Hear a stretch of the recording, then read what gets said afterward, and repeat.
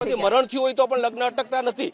તો આવા સંજોગોમાં જો આ લોકો તૈયાર હોય તો પોલીસ તરફથી અમે આ લગ્ન સંપન્ન કરવા માટે સંપૂર્ણ સહકાર આપી રહ્યા છીએ. પ્રાથમિક વિગત તમે લીધી, શું વિગતમાં સામે વિગતમાં એ જ સામે આવ્યું કે જેનો મુખ્ય આયોજક છે એ અત્યારે નથી અને એને મદદ કરનારા પણ કોઈ હાજર નથી.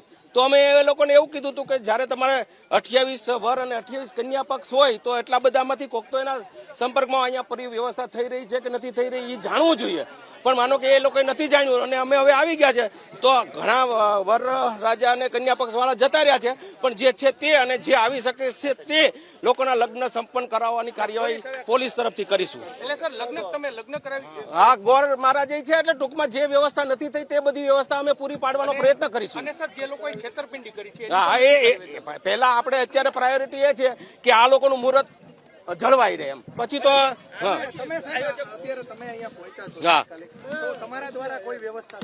હા એના માટે જ જઈએ છીએ. સર પછી જે લોકો મુખ્ય આરોપીમાં મુખ્ય વ્યક્તિ કોણ છે? એ બેન કેમ ગયા ઓલા કઈ ના 100%.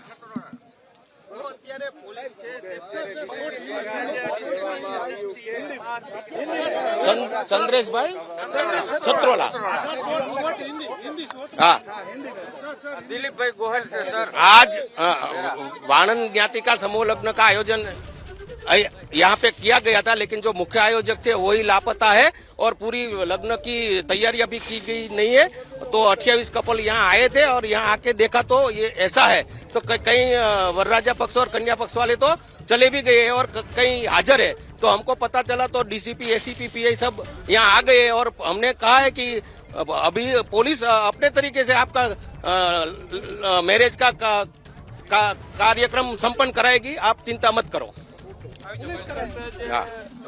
એક મોટી બાબત કહી શકાય. ડીસીપી સાહેબ છે એ ડીસીપી સાહેબ દ્વારા મોટી વાત કરવામાં આવી છે. સજ્જનસિંહ પરમાર અહીંયા પહોંચ્યા છે. આપણે સજ્જનસિંહ સાથે ફરી એકવાર સર, એક ખૂબ મોટી વાત કહેવાય તમારા દ્વારા. પોલીસ બાબત એ હંમેશા સમાજ સેવાનું કામ કરે છે. આપણે પહેલા તો એવું વિચારીએ કે કાયદો વ્યવસ્થા ન ખોરવાય, પણ એ તો માનો કે કંટ્રોલમાં આવી જાય. પણ પછી એનો અર્થ એવો નથી કે બધા અહીંયા જતા રહે એટલે પોલીસનું કામ પૂરું થાય.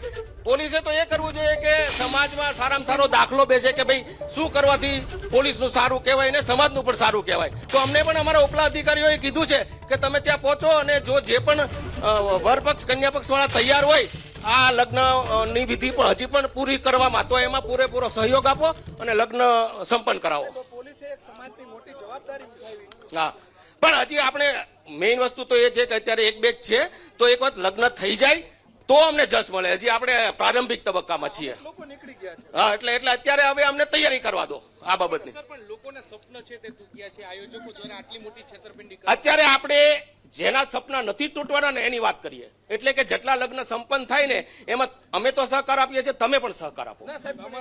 ચોક્કસ એક મોટી બાબત કહી દીધી છે.